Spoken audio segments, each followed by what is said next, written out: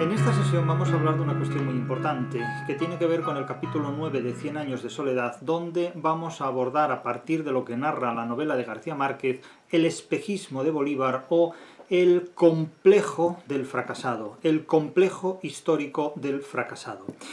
Vamos a plantear esto porque es absolutamente imprescindible examinar desde estos criterios, desde el criterio del complejo de Bolívar, de lo que de ahora en adelante llamaremos el complejo de Bolívar, que es el complejo o el espejismo del mito bolivariano que remite indudablemente a un fracaso histórico, al fracaso histórico. Detrás de Bolívar no hay ninguna independencia, no hay ninguna libertad, hay la hipoteca de Hispanoamérica para la banca inglesa y para la banca francesa, en definitiva, y actualmente para los bancos gringos. Eso es la herencia de la independencia bolivariana, que abiertamente se plantea en este capítulo 9 de 100 años de soledad. Son estos capítulos a los que la crítica hispanoamericana, que se hace llamarse a sí misma latinoamericana, evita siempre afrontar de manera directa, de tal manera que lo que hace es interpretar lo que ocurre en 100 años de soledad como si esta novela no fuera escrita en Hispanoamérica, no se hubiera escrito en Hispanoamérica, no se hubiera escrito en español y no se hubiera escrito dentro de la hispanidad. Es decir, parece que esta es una novela que se escribió en las culturas precolombinas para un mundo prehispánico y en un planeta que no es el terrestre, sino que es otro mundo, ¿no? Es decir, todo lo que ustedes puedan leer actualmente sobre 100 años de soledad se percatarán que se ha escrito oblicuamente para evitar un enfrentamiento directo con esta novela y una explicación directa de lo que es la hispanidad. No hay una página, no hay una sola página que se haya escrito sobre 100 años de soledad que haya tratado de enfrentarse directamente con esta novela. Todo es un evitar directamente explicar lo que es la hispanidad, ¿no? Parece que esta novela la han escrito, insisto, extraterrestres previos a las civilizaciones aztecas, previos a las civilizaciones posteriores a Colón. Es decir, es como si de alguna manera trataran de desvincular esta novela de lo que realmente es una crítica que desde Hispanoamérica se hace a sus mitos destructores de la unidad de la hispanidad. ¿Cómo comienza este capítulo? Pues con una frase que ya es absolutamente delatora de los contenidos que aquí vamos a encontrarnos. El coronel Gerineldo Márquez fue el primero que percibió el vacío de la guerra. Claro, habría que preguntarse si realmente es el primero que percibió el vacío de la guerra o si es el primero que dice percibirlo, porque posiblemente antes que él lo ha percibido también el coronel Aureliano Buendía. Claro, la guerra, su génesis, su interacción, tal como se relatan en 100 años de soledad, son las guerras literarias, las guerras tratadas por la literatura, porque no ha habido ni una sola guerra en Hispanoamérica que no haya sido intervenida, que no haya sido mediatizada, que no haya sido manipulada por potencias extranjeras. La guerra civil, que supuso la desunión de la hispanidad, para muchos una guerra de la independencia. ¿De independencia de qué? ¿Dónde está la independencia de Hispanoamérica? ¿Dónde está la independencia de Bolívar? En la hipoteca de los bancos anglosajones, en definitiva, ¿no? Pues bien, estas guerras se han producido siempre con mediación de potencias extranjeras, sobre todo de potencias anglosajonas, de potencias gringas, concretamente. Más adelante veremos que la explotación bananera que se hace en Macondo y en toda la ciénaga de Macondo tiene que ver precisamente directamente con los gringos, así se llama, a los gringos. Claro, el espejismo de Bolívar, el complejo del fracasado, el complejo histórico del fracasado, es lo que permite interpretar este vacío de la guerra. Cito al narrador. El coronel Gerineldo Márquez se limitaba entonces a escuchar, abrumado por la impresión de estar en contacto telegráfico con un desconocido de otro mundo. Es decir, hablamos del coronel Aureliano Buendía, el que había protagonizado 32 alzamientos revolucionarios, 32 guerras civiles y las había perdido todas. Comprendido, Aureliano, concluía en el manipulador. ¡Viva el Partido Liberal! Terminó por perder todo contacto con la guerra. Es decir, los propios ejecutores y manipuladores de la guerra terminaron por perder todo contacto con la guerra, que para ellos equivale a perder todo contacto con la realidad, porque la realidad en la que viven es la guerra. No conocen otra realidad y no viven en otra realidad. No hay nada fuera de la guerra. Y la guerra misma se convierte ya en una estructura nihilista, en una realidad nihilista de la nada. No hay nada. Terminó por perder todo contacto con la guerra. Lo que en otro tiempo fue una actividad real, es decir, algo que formaba parte de la realidad, una pasión irresistible de su juventud, se convirtió para él en una referencia remota, en un vacío, es decir, en un nihilismo. No hay nada. En la guerra misma no hay nada. Su único refugio era el costurero de Amaranta. Es decir, que el único refugio de este miliciano, llamado coronel Gerineldo Márquez, es el único refugio de este coronel, de este miliciano, llamado coronel Gerineldo Márquez, el lugarteniente del coronel Aureliano Buendía, su único refugio es el costurero de Amaranta, es decir, el costurero de una frígida, en definitiva. O sea, ¿a dónde va a parar toda la bravura de un militar? Al costurero de una frígida, Amaranta. Uno de los personajes femeninos más malévolos de la historia de la literatura universal y sin duda el más malévolo de toda la literatura hispanoamericana.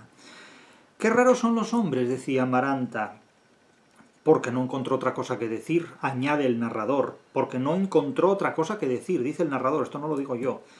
Se pasan la vida peleando contra los curas y regalan libros de oraciones. Sí, ciertamente así son los hombres, pero yo añadiría los hombres que ella ha conocido, porque ha tenido la mala suerte de no conocer a hombres inteligentes, ha tenido la mala suerte de conocer hombres como su hermano, que son animales de guerra, ni más ni menos. Gente que lo único que sabe hacer es acostarse con mujeres a las que no conoce, matar a sus amigos y montar guerras en nombre de ideales que ellos mismos ignoran por completo, para desembocar al final en un absoluto vacío. Es decir, es la vida de Simón Bolívar, en definitiva. Es el complejo de Bolívar, el espejismo de Bolívar, el complejo del fracasado histórico que ha hipotecado a Hispanoamérica. Yo no puedo comprender de ninguna manera cómo Hispanoamérica puede seguir creyendo todavía en tus líderes históricos, políticos y militares. Es que no lo puedo comprender. Como tampoco puedo comprender cómo es posible que en Vigo haya una efigie, una escultura dedicada a Simón Bolívar. Es algo que no comprendo realmente, vamos. O sea, es erigir la escultura a un acomplejado histórico, a que desunió la hispanidad y que hipotecó los pecios del naufragio de la hispanidad que es Hispanoamérica. Es una auténtica vergüenza, en definitiva. Amaranta es una mujer frígida, es una mujer incapaz de sentir ningún estímulo sexual, ningún tipo de estímulo amoroso, ninguna apetencia más allá de causar el mal al prójimo.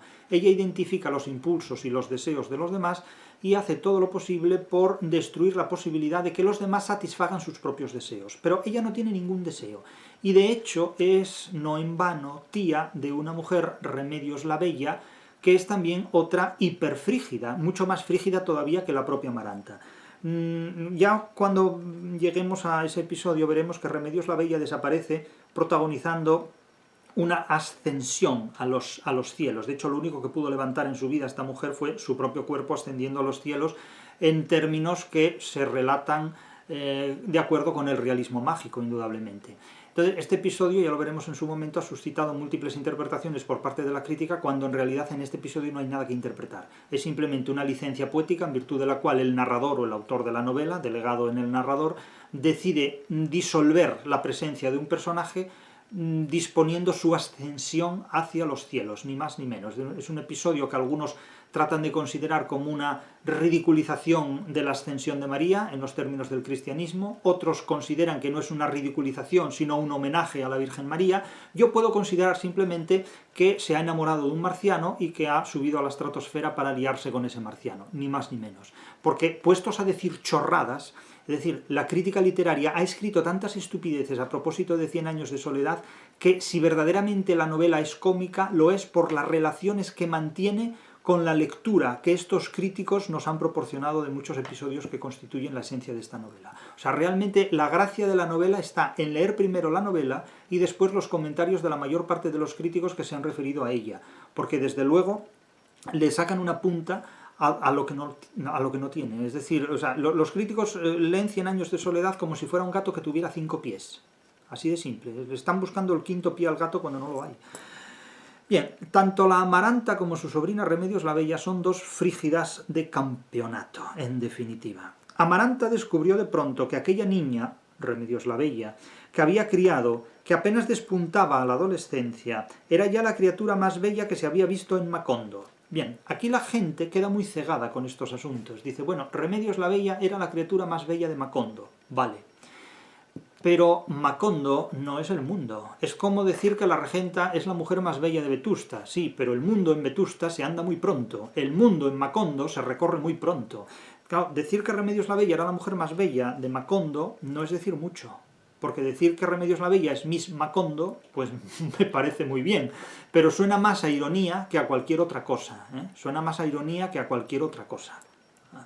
Entonces, mucho cuidado con este tipo de emociones.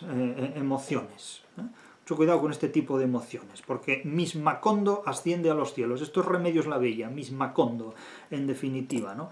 Como en Vetusta, pues es Miss Ana Ozores, ¿no? Miss Vetusta.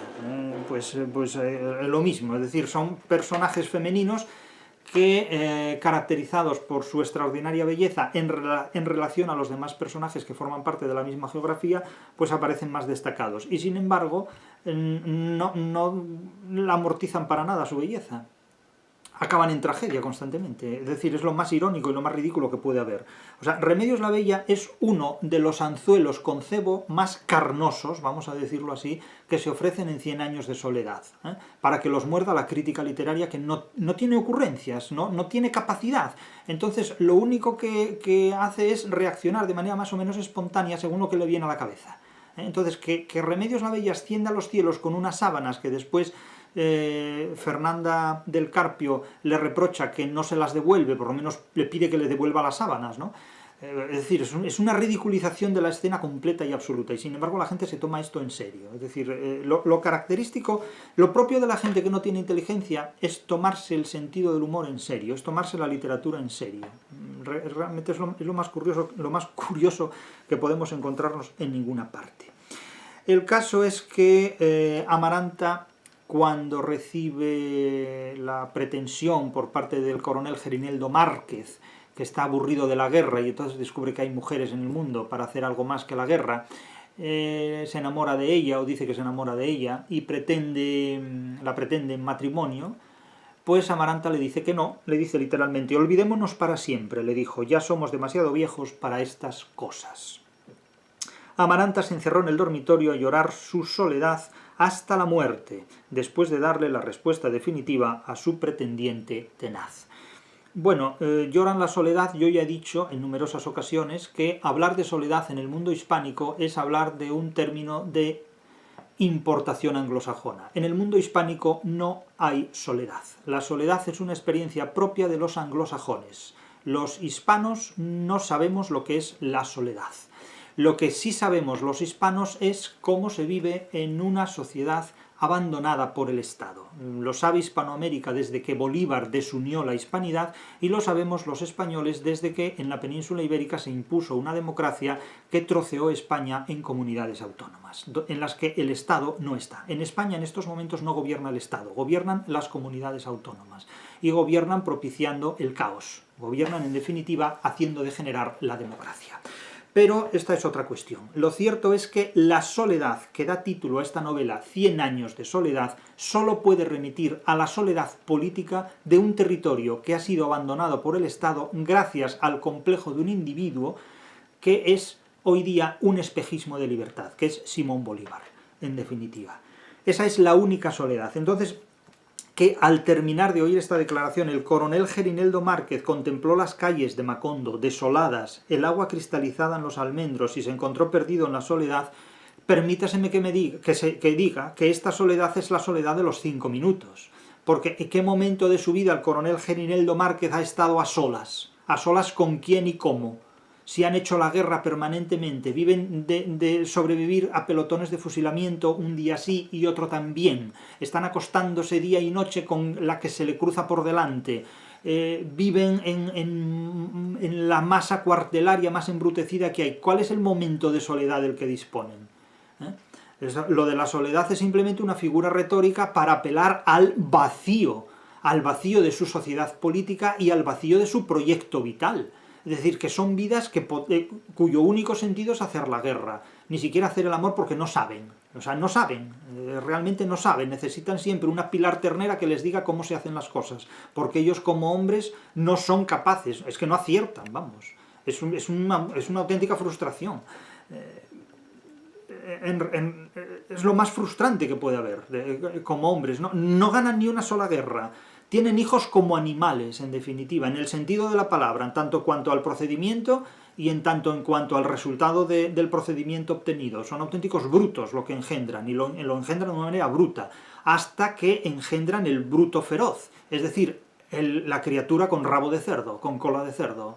Es decir, no puede haber una mayor degeneración. Entonces, que esta gente hable de soledad es completamente ridículo. Habla de soledad cuando se encuentran frente a frente en un momento de vacío, cuando los resultados de la vida que están protagonizando son igual a cero. Son igual a cero. El resultado de lo que hacen es igual a cero. Entonces, claro, cuando les dan las notas de las calificaciones y tienen un 0, entonces de repente se encuentran en la soledad de los resultados. Pero vuelven a montar otro alzamiento, vuelven a montar otra guerra y así sucesivamente. Es decir, viven en el espejismo constante de Bolívar. O sea, se creen que son Simón Bolívar, que van a liberar a su pueblo, a su sociedad, de una serie de oprobios o de contumelias o de esclavitudes o de colonialismos y de todas esas zarandajas que se han inventado para justificar el complejo histórico del fracasado, en definitiva. Los que luchando por la libertad no saben lo que es la libertad, así de simple. Y hablan de democracia. La democracia te proporciona la libertad que te puedes pagar, hombre. En la democracia la libertad se compra y se vende como todo lo demás. Y si tienes dinero puedes comprar tu libertad. Y si ni siquiera tienes trabajo, pues no podrás comprar ninguna libertad, porque simplemente la libertad no se consigue si no es con dinero y con trabajo. Y con muchos trabajos y con bastante dinero. Por lo tanto, como no tengas trabajo, ni tendrás madurez, ni tendrás la posibilidad de comprarte ninguna libertad. Serás esclavo de los demás. Eso sin duda ninguna. En cierta ocasión, dice el texto, un coronel Gerineldo Márquez le pidió instrucciones al coronel Aureliano Buendía para la evacuación de una localidad fronteriza que amenazaba con convertirse en un conflicto internacional. No me molestes por pequeñeces, le ordenó él, consúltalo con la divina providencia. Así de simple, así de simple. Divina providencia en mayúsculas, además. Era tal vez el momento más crítico de la guerra. Los terratenientes liberales, que al principio apoyaban la revolución, habían suscrito alianzas secretas con los terratenientes conservadores para impedir la revisión de los títulos de propiedad. Los políticos que capitalizaban la guerra desde el exilio habían repudiado públicamente las determinaciones drásticas del coronel Aureliano Buendía, pero hasta esa desautorización parecía tenerlo sin cuidado. Es decir que, por una parte, ellos están haciendo la guerra, y por otro lado, los que ya no les interesa hacer la guerra, porque no necesitan la guerra para perpetuar su poder, ya han pactado por detrás la preservación de su poder. Por lo tanto, la guerra ya llega a ser innecesaria cuando no da resultados competentes y eficaces. Esto es lo que ocurre cuando el traidor, el que desune la hispanidad, el que destruye una sociedad política, ha hecho su trabajo y entonces lo único que queda es cobrar los intereses hipotecarios por los restos del naufragio. Eso es lo que ha hecho, insisto, Simón Bolívar. Siempre insistiré en que el personaje más nefasto de la historia de Hispanoamérica ha sido Simón Bolívar. Cuando un grupo de personas, cuando una sociedad política considera que ese individuo es un libertador, es que está totalmente sometida a un complejo que mientras no lo supere no llegará a convertirse absolutamente en nada. Solo cuando Hispanoamérica repudie lo que representa a alguien como Simón Bolívar podrá sobrevivir a los límites en los que este individuo la asumió desde 1810 hasta hoy, septiembre de 2020. De tal forma que ha llegado la democracia, los terratenientes liberales pactan con los terratenientes conservadores sus intereses y sobra el Che Guevara, sobra todo lo demás, en definitiva. Fue entonces cuando decidió que ningún ser humano, ni siquiera Úrsula, se le aproximara a menos de 2 metros. Ya como la pandemia actual, que nadie se le acerque a menos de 2 metros. Su propio hijo considera que su propia madre no debe acercarse ni siquiera 2 metros. Claro, Aureliano se convierte en un psicópata de la guerra. Ya era un psicópata de casi todo, pues también de la guerra, porque la guerra no le ha conducido a ningún desenlace, a ninguna solución. Le dice en un momento dado su colega: cuídate el corazón, Aureliano, le decía entonces el coronel Gerineldo Márquez, no en un sentido literal, sino metafórico, pero veremos que literal también, porque tratará de suicidarse dentro de poco. Te estás pudriendo vivo. No es que se esté pudriendo vivo, es que ya estaba podrido vivo. Es que todo es una necrosis en Macondo, es que Hispanoamérica es una necrosis después de Bolívar. Es decir, o llamamos a las cosas por su nombre o seguimos utilizando eufemismos y espejismos del tipo libertador y pendejadas de esta naturaleza. Te estás pudriendo vivo, le dice.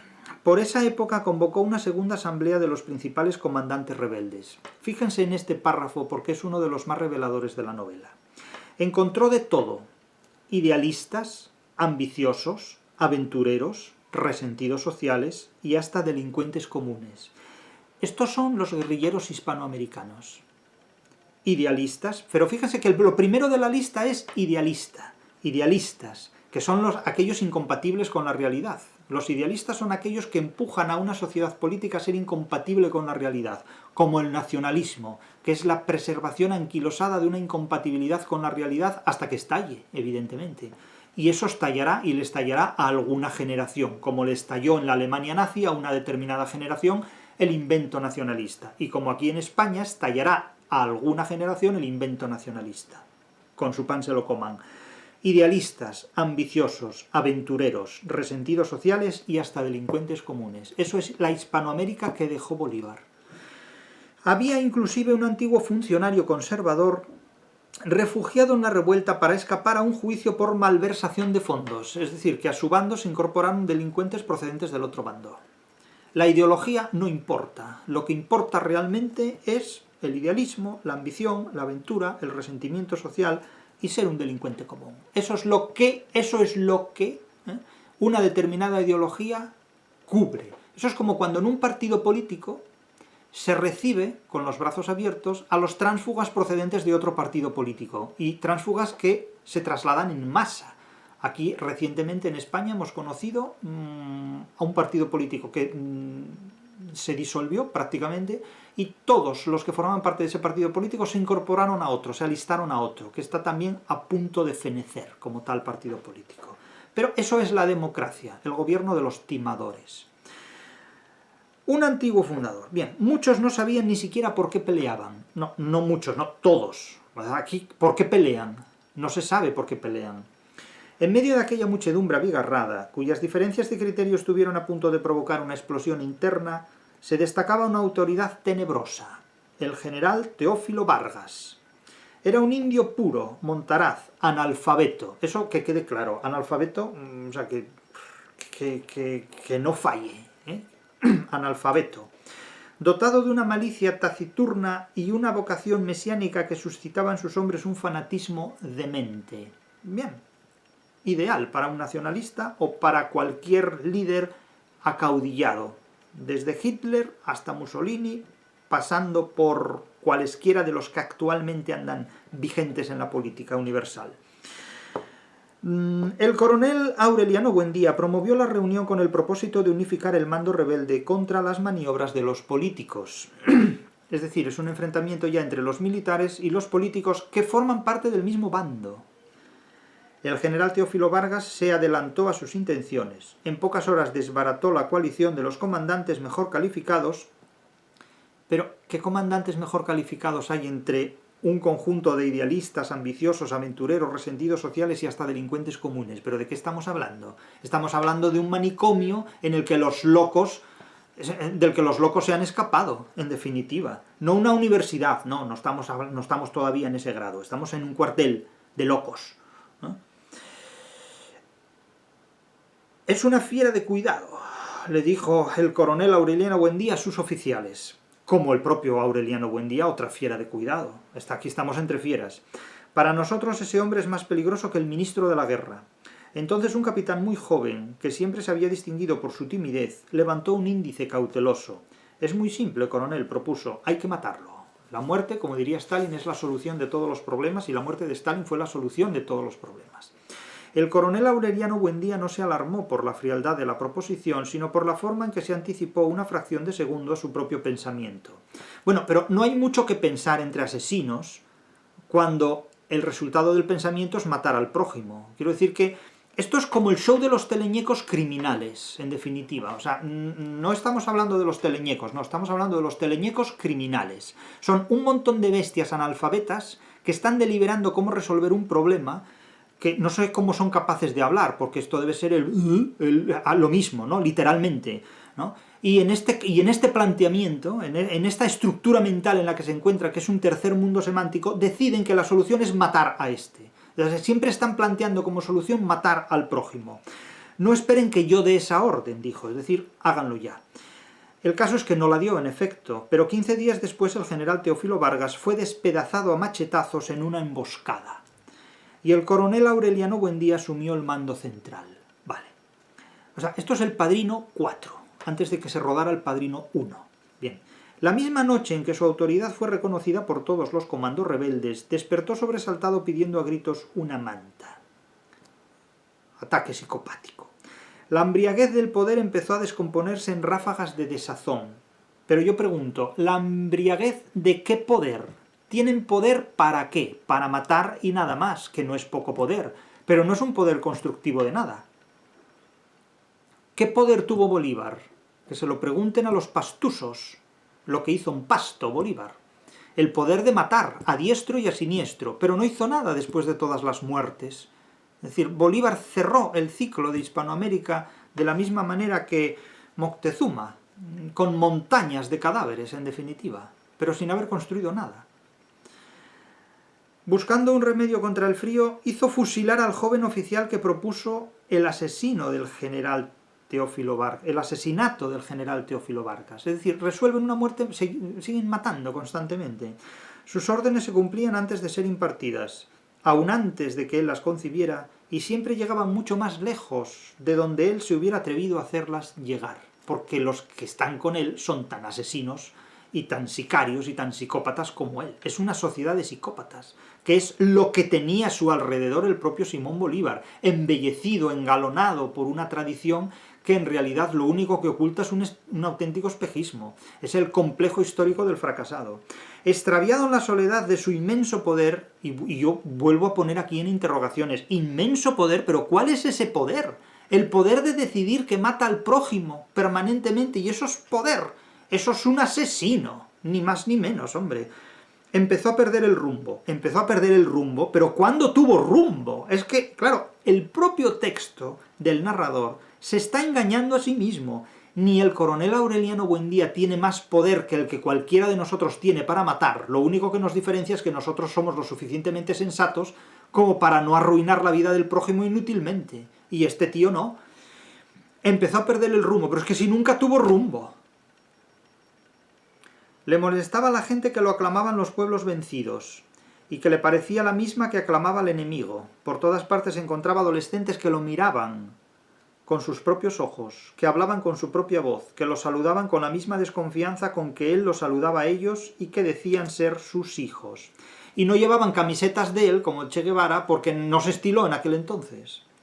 Se sintió disperso, repetido y más solitario que nunca. No, el término no es soledad, el término es vacío, que es la soledad en compañía, es el vacío. Tuvo la convicción de que sus propios oficiales le mentían. Se peleó con todos, se cansó de la incertidumbre, del círculo vicioso de aquella guerra que siempre lo encontraba él en el mismo lugar.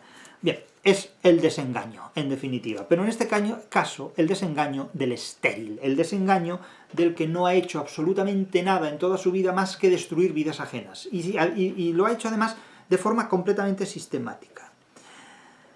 Añade un párrafo. Y la normalidad era precisamente lo más espantoso de aquella guerra infinita, que no pasaba nada. Es que no pasa nada en una guerra como esta, porque esta guerra no construye ningún orden político. En definitiva, la guerra es una prolongación de la política, pero esto es una degeneración de la política, no una prolongación de ella. De hecho, Simón Bolívar fue una degeneración de la política inglesa dentro de la hispanidad, no una alternativa a la política española, sino que fue la soledad de Hispanoamérica al crecer, al desarrollarse, al degradarse de espaldas al Estado español. Solo abandonado por los presagios, huyendo del frío que había de acompañarlo hasta la muerte, buscó su último refugio en Macondo, es decir, volvió a Macondo, al calor de sus recuerdos más antiguos. Era tan grave su desidia que cuando le anunciaron la llegada de una comisión de su partido, de su propio partido, autorizada para discutir la encrucijada de la guerra, él se dio media vuelta en la hamaca sin despertar por completo y dijo: «Llévenlos donde las putas».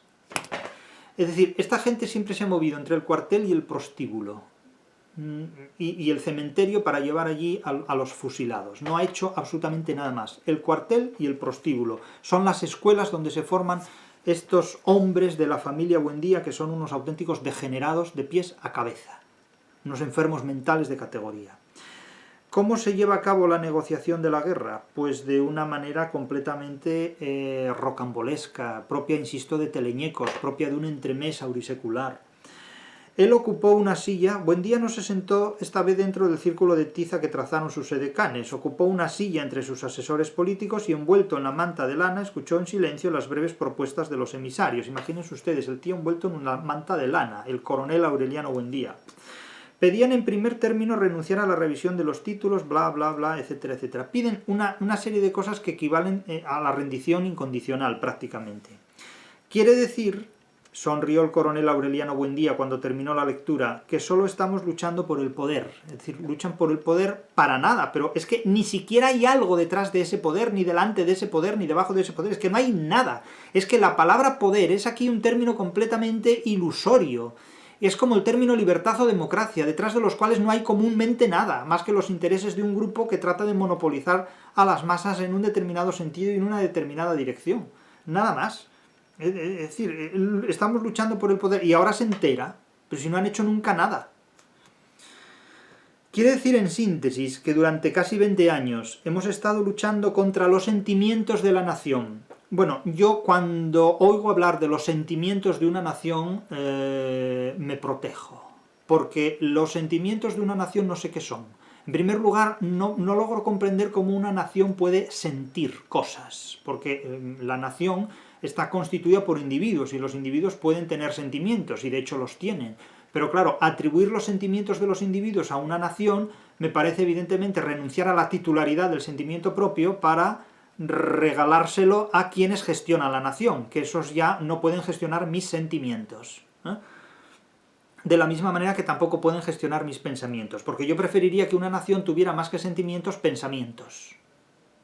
De hecho, la diferencia entre alguien que forma parte de una nación y alguien que es un nacionalista es que el nacionalista siente y el que forma parte de una nación piensa. Esa es la gran diferencia. El nacionalista siente y no piensa, y el que forma parte de una nación y no tiene necesidad de calificarse de nacionalista, piensa. Es decir, los pensamientos siempre están por encima de los sentimientos, salvo en el caso de los nacionalistas, que al carecer de pensamientos solo sienten, y reducen la nación a un sentimiento. Pero la nación es superior e irreductible al sentimiento, excepto para los nacionalistas.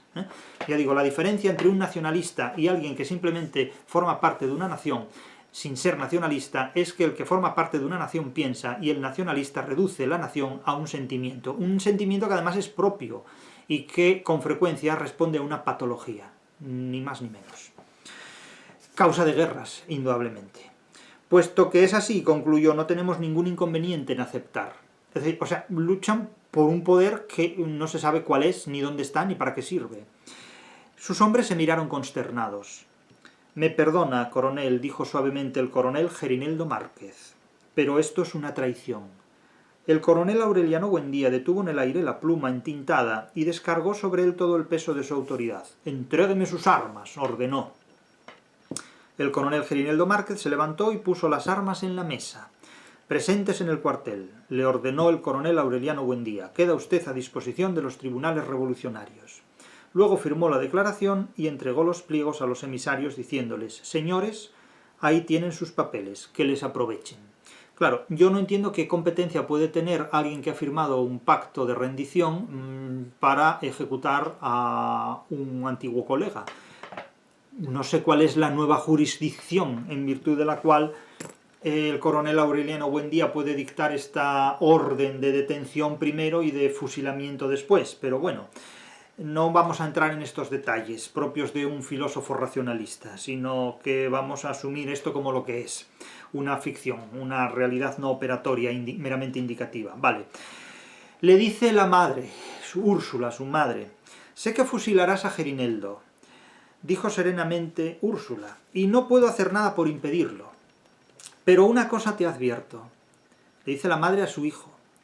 Tan pronto como vea el cadáver, te lo juro por los huesos de mi padre y de mi madre, por la memoria de José Arcadio Buendía, tu padre, te lo juro ante Dios, que te he de sacar de donde te metas y te mataré con mis propias manos. Eso le dice la madre a su hijo. Si en una familia una madre a su hijo tiene que llegarle a decir esto, ya me dirán ustedes si no estamos hablando de la familia más psicópata de la historia de la humanidad.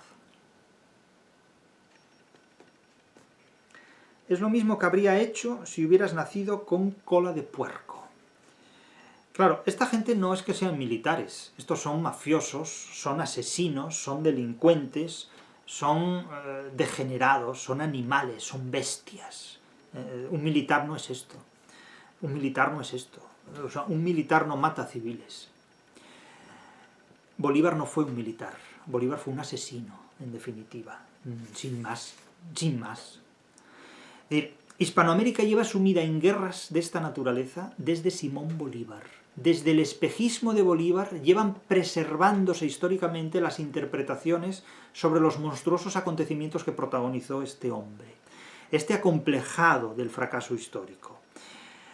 Claro, considera Aureliano Buendía que no imaginaba que era más fácil empezar una guerra que terminarla. Obviamente, obviamente. Pero es que eso es lo que le ocurre a la gente que de forma gratuita se gana enemigos. Es decir, hay muchas personas que a lo largo de su juventud, sumidas en el espejismo del éxito, del deseo de formar parte de un grupo, de ser acogidos por un partido político, por un nacionalismo, por una determinada ideología, cometen 1000 locuras. Estas locuras no tienen fecha de caducidad desde el punto de vista de sus consecuencias. Quiero decir con esto que lo peor que puede hacer una persona en cualquier edad, en cualquier momento de su vida, sea joven o sea vieja, sea adolescente o sea anciana, es crearse enemigos, porque esto no tiene ningún sentido. Cuando hablo de crearse enemigos, hablo de atacar ad hominem, atacar directamente a alguien porque ese alguien te la va a jurar. Te la va a jurar y te la va a devolver. Y te la va a devolver cuando menos lo esperes. Porque si hay algo de lo que no se olvida el ser humano es de devolver una hostia. De tal forma que cuando des una hostia puedes estar seguro de que te la van a devolver antes de morir. De eso que no te quepa la menor duda. Por lo tanto, convéncete de que es mucho más fácil empezar una guerra, declarar una enemistad, que saldarla. No la vas a saldar jamás. La enemistad no se salda nunca, jamás. Se transforma en una tortura, en un quebradero de cabeza para el que la provoca. Porque no te van a liberar, no te van a librar de la carambola. El ejército regular tuvo que proteger la casa del coronel Aureliano, llegó a Macondo vejado, escupido, acusado de haber recrudecido la guerra solo para venderla más cara. Es que las guerras se recrudecen por sí mismas, se recrudecen por sí solas. En definitiva, se ve de repente abatido, destruido, viejo, torpe, ante la propia vejez y ante la vejez de su madre y de su familia. Se dice también en un momento dado que el coronel Aureliano Buendía destruye sus pertenencias.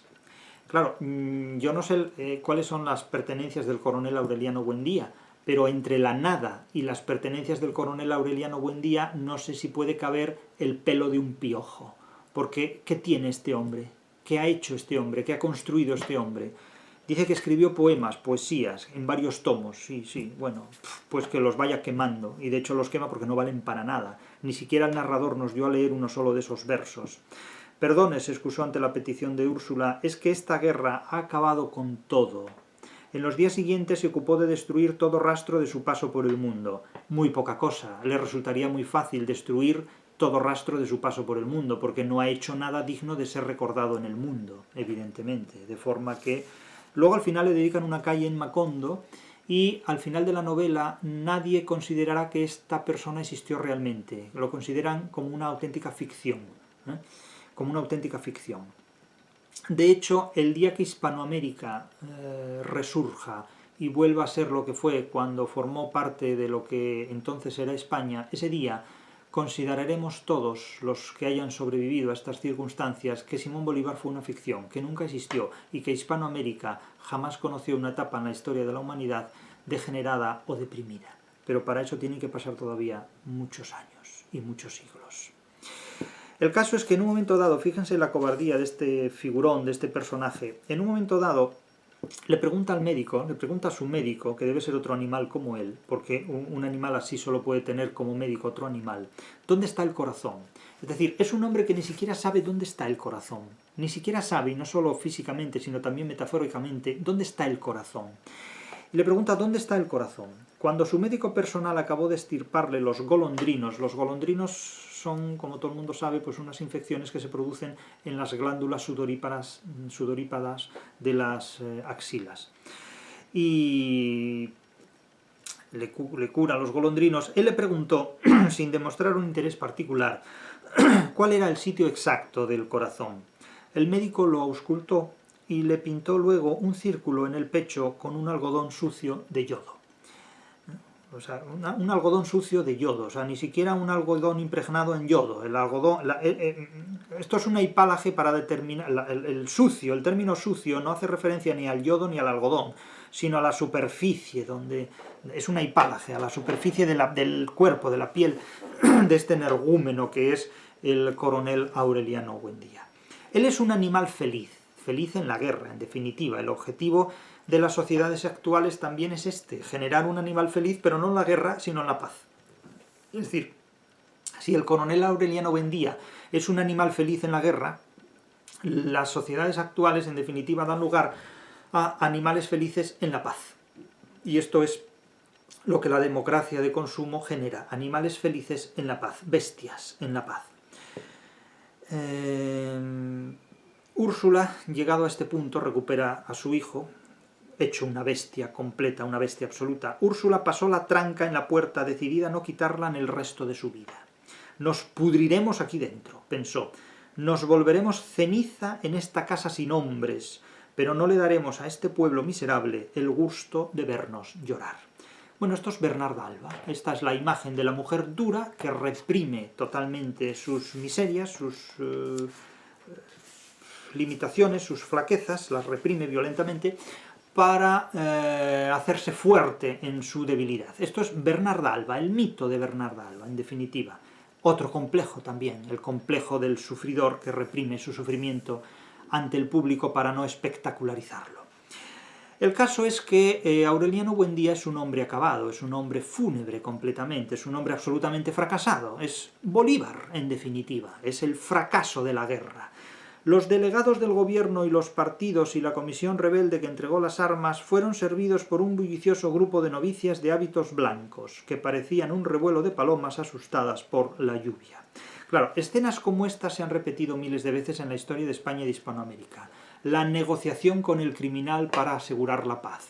El final de la ETA, el final de las FARC, el final de las guerras carlistas, el final del abrazo de Vergara, etcétera, etcétera. Pactar con el que te ha asesinado. La transición de 1998, donde los asesinos de ambos bandos de guerras civiles anteriores se sentaron para gestionar la democracia. Es curioso cómo los enemigos de la democracia, los miembros del entonces Partido Comunista, los enemigos de la democracia, los que lucharon contra la democracia en un bando y en otro bando, se sentaron después en el Parlamento para celebrar la democracia y seguir viviendo a costa del trabajo de los demócratas, es decir, de los españoles, de los que sufrieron el franquismo, de los que sufrieron la república, de los que sufrieron la guerra y de los que sufrimos la democracia, en definitiva.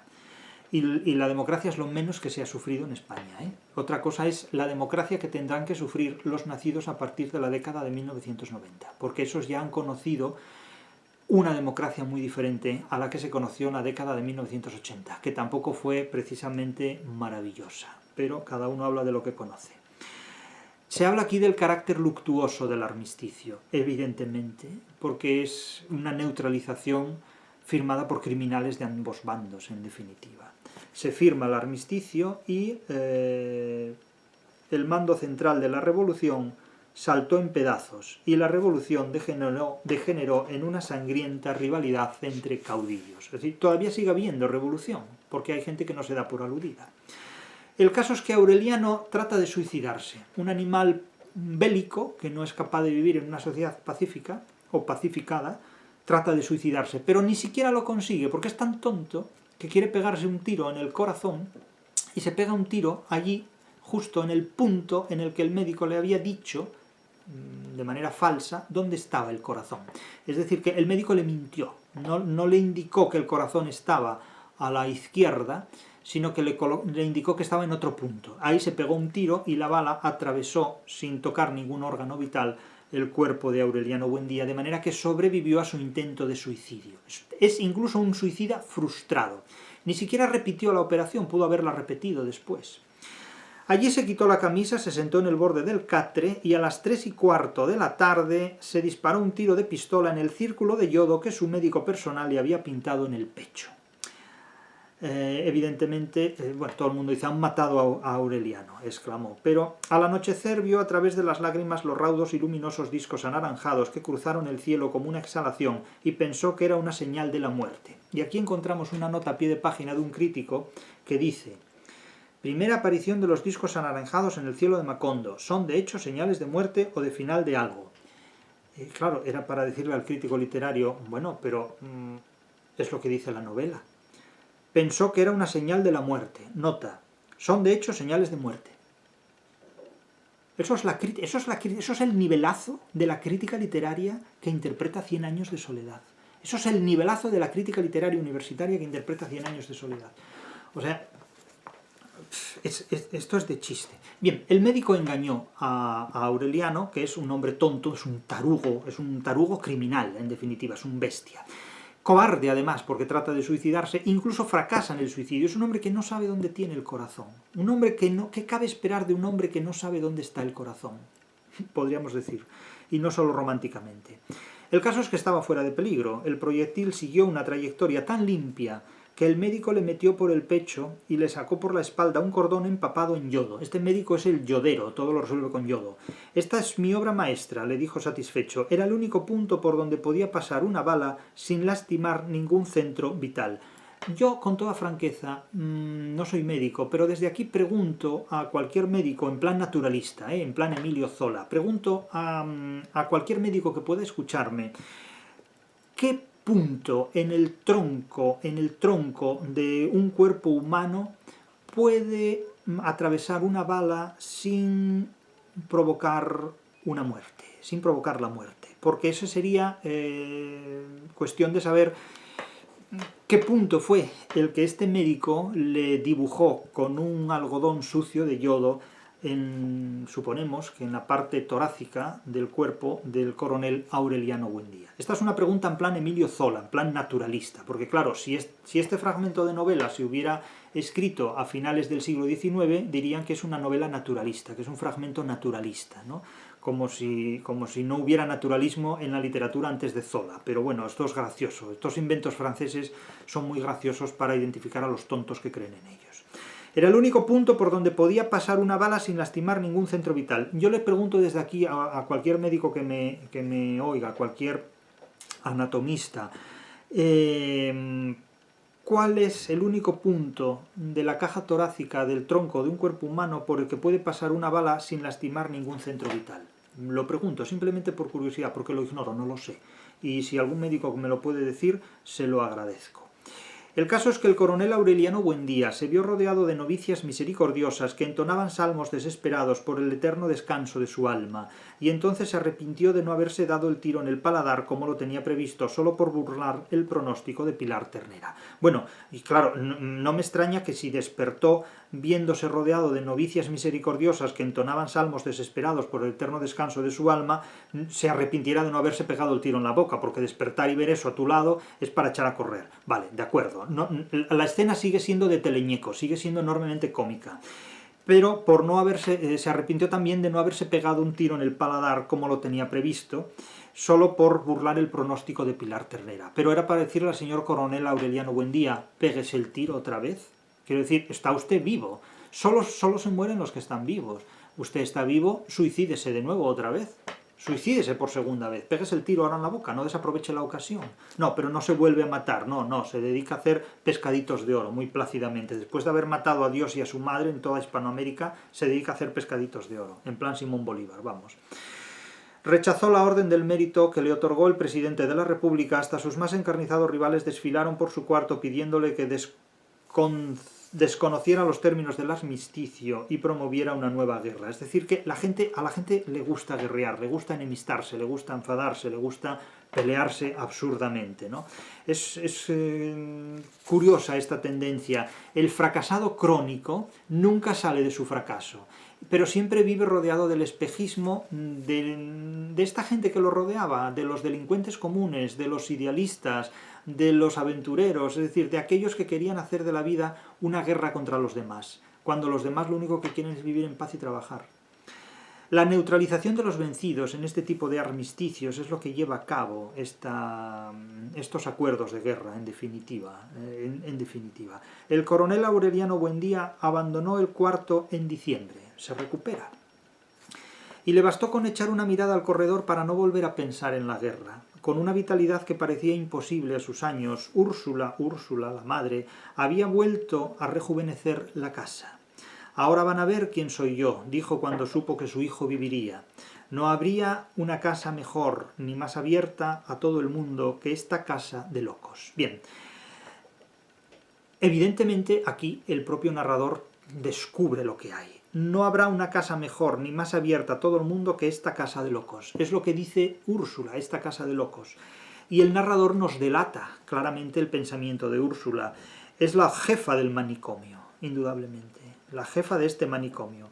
La hizo lavar a la casa, la hizo lavar y pintar, cambió los muebles, restauró el jardín y sembró flores nuevas y abrió puertas y ventanas para que entrara hasta los dormitorios la deslumbrante claridad del verano. Decretó el término de los numerosos lutos superpuestos y ella misma cambió los viejos trajes rigurosos por las ropas juveniles. La música de la pianola volvió a alegrar la casa. Al oírla, Amaranta se acordó de Pietro Crespi, de su gardenia crepuscular y de su olor a lavanda. Y en el fondo de su marchito corazón floreció un rencor limpio. Un rencor limpio. Ya me dirán ustedes cómo florece un rencor limpio en el corazón de una frígida. Purificado por el tiempo y por la frigidez innata. Una tarde en que trataba de poner orden en la sala, Úrsula pidió ayuda a los soldados que custodiaban la casa. El joven comandante de la guardia les concedió el permiso. Poco a poco Úrsula les fue asignando nuevas tareas. Los invitaba a comer, les regalaba ropas y zapatos y les enseñaba a leer y a escribir. Nótese que Úrsula está civilizando a los militares. Ya sabemos aquel chiste, ¿no? Militarizar a los civiles es muy fácil, lo difícil es civilizar a los militares. Pues Úrsula está civilizando a los militares. Les enseñó a leer y a escribir. Cuando el gobierno suspendió la vigilancia, uno de ellos se quedó viviendo en la casa y estuvo a su servicio por muchos años.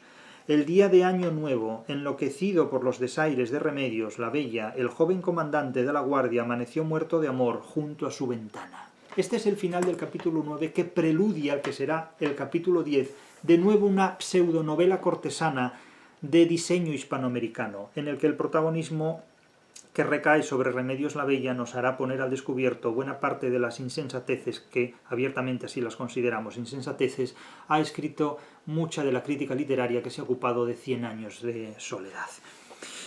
100 años de hispanidad sin España, 100 años de soledad. Hispanoamérica no superará las limitaciones y los complejos de Simón Bolívar hasta que no supere el espejismo de Simón Bolívar. Es decir, Bolívar no es un héroe, Bolívar es un espejismo.